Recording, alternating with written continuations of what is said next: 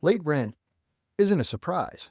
It's a test. The test is whether you treat your rentals like a business or like a charity.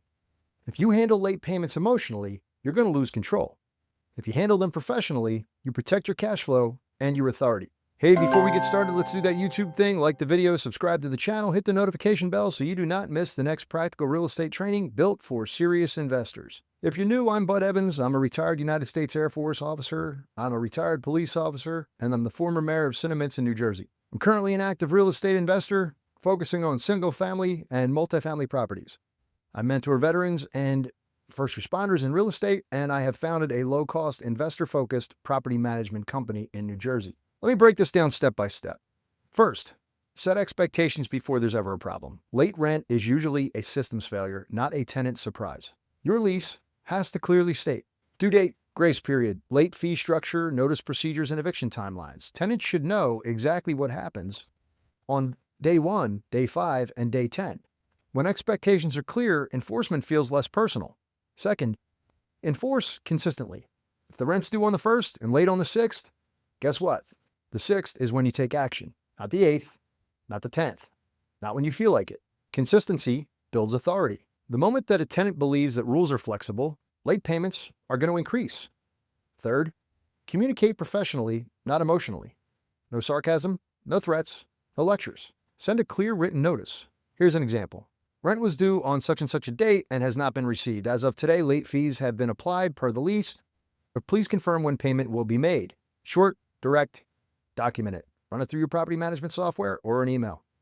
Fourth, apply late fees every single time. They're not punishment, they're a consequence. If you waive fees randomly, you train tenants to test you. You can work with someone during a hardship, but that's a structured decision, not an emotional reaction. Fifth, get commitments in writing. If a tenant says they can pay on Friday, confirm it in writing, and then send them this. Per our conversation, you will pay the outstanding balance of X on Friday, February 20th. Documentation will protect you later. Sixth, don't let partial payments reset the clock unless your state law requires it. This is critical. Some landlords accept $50, then can't proceed with eviction because the payment resets the timeline. So know what your state law is. If you allow partial payments, make sure you define the terms clearly. Seventh, file notices on time. If your lease and your state allows a notice to quit on a specific date, send it. Automate it if you can. Professional landlords don't wait weeks hoping things will improve. You can still resolve it after filing, but you protect your position early. In law enforcement, we learn this. Delays create more problems. Early action preserves your options. Eighth, separate hardship from habit.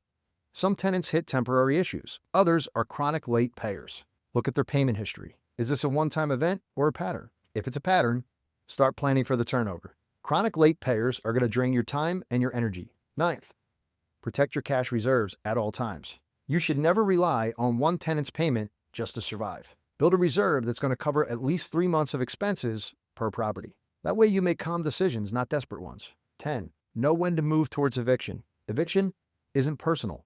It's enforcement on a contract. If communication stops and promises are broken and payment doesn't come, you need to act on it now. Delaying eviction will almost always increase your losses. Now let me pause here. If you're a veteran and you're managing your own rentals and you want systems that reduce stress instead of increasing it, this is exactly what we break down inside the War Room with David Perret. We'll help you develop clear standards, firm enforcement, and operational discipline. That's why I'm in the group. That's why I've been in the group for 6 years. The link is in the description. And if it makes sense, I offer one-on-one coaching calls at budevans.com to help you tighten up your leases, your late payment procedures before your problems actually escalate.